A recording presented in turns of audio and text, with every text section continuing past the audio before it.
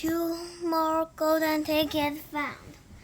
That evening, Mr. Bucket's newspaper announced the finding of not only the 3rd golden ticket, but the 4th as well. 2 golden tickets found today, screamed the headlines. Only one more left. All right, said Grandpa Joe, when the whole family was gathered in the old people's room after supper. Let's hear who found them.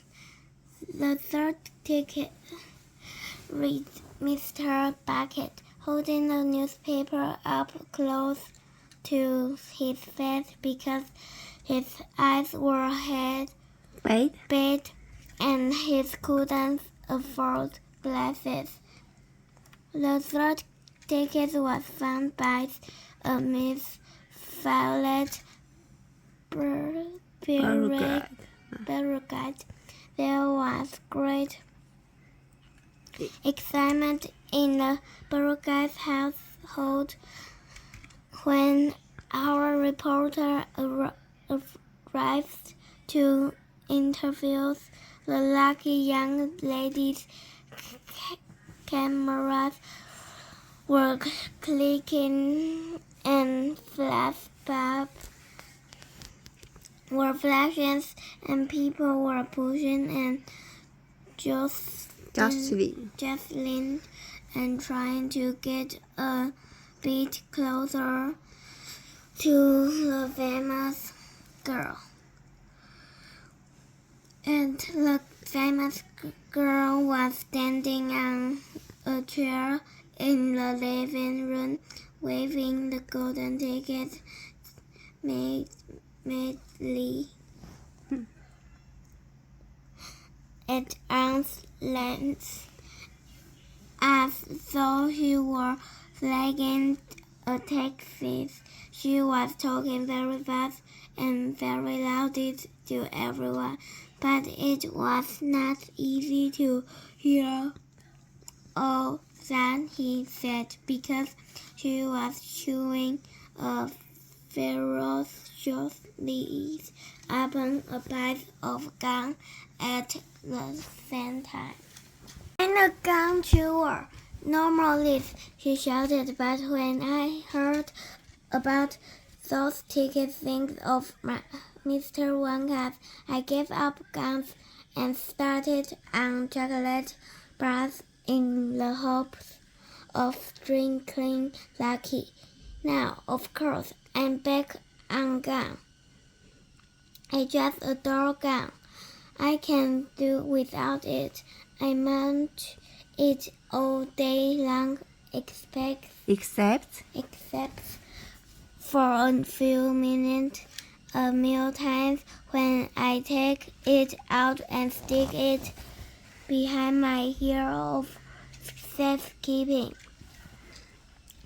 To tell you the truth, I simply wouldn't feel comfortable if I didn't have that little wedge of gum to chew on every moment of the day.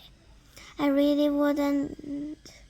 My mother says it's not ladylike, and it looks ugly to see a girl just going up and down like mice do all the time.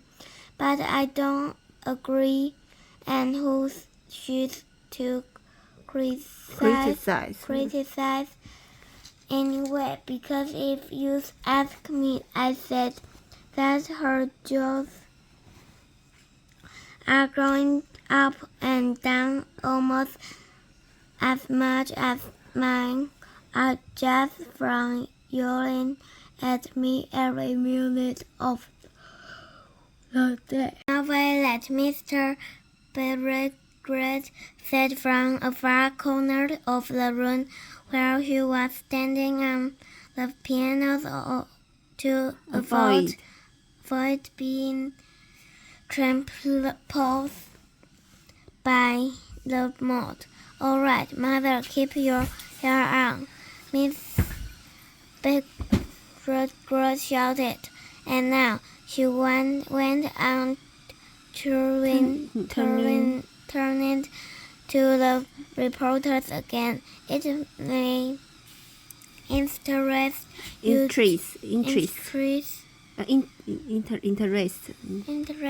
you to know that his piece of gum I'm chewing right at this moment is one I've been working on for over 3 months. That's a record. That is. It's beaten the record held by my best friend, Miss Cornelia, Princess Meadows, and she's far furious. It's my most precious position now. The piece of gum is all right time. I just stick it on the end of the bedpost, and it's as good as ever in the morning. A bit hard at first, maybe, but it soon softens up again after I've given it a few good chews. Before I start chewing for the world record, I used to change my piece of gum once a day. I used to do it in our lift on the way home from school. Why the lift? Because I like sticking the gooey piece that I just finished with until one of the control buttons. Then the next person who came along pressed the button got my old gum on the end of this or her finger. Haha. And what a racket they kicked up. Some of them, you get the best results with women who have expensive clothes on. Oh yes, I'm thrilled to be going to Mr. Wanga's factory, and I understand that afterwards he's going to give me enough gums to last me for the rest of my whole life. Whoopee, hooray! Bitchy girl, said Grandma Josephine. This big ball, said Grandma Georgina. She'll come to the sticks and one day, chewing all that gum. You see if she doesn't. And who got the first golden ticket? Charlie asked.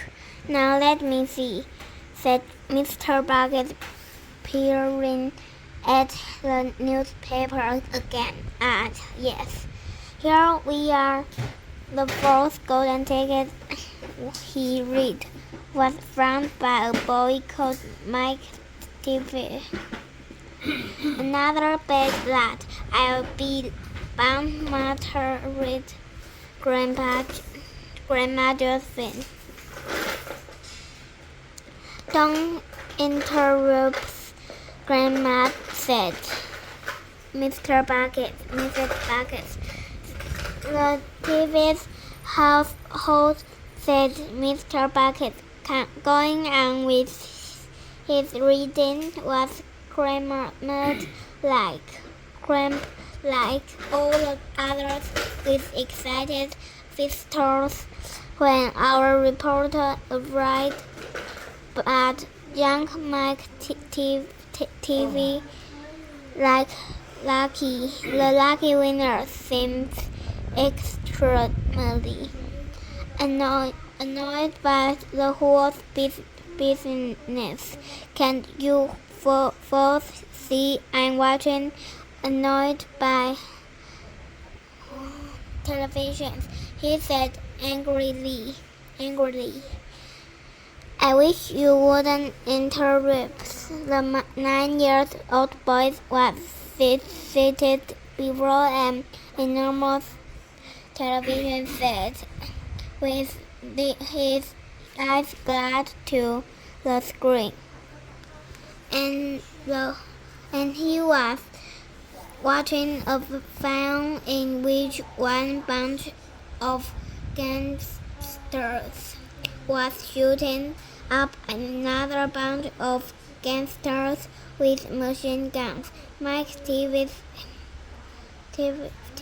himself had no less than 18 pistols of various thieves hanging from belts around his body, and every now and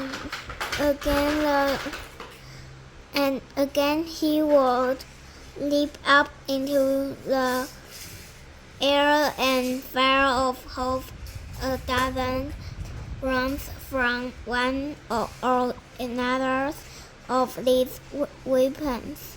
Quick, he shouted when someone tried to ask him a question. Didn't I tell you not to interrupt these shots?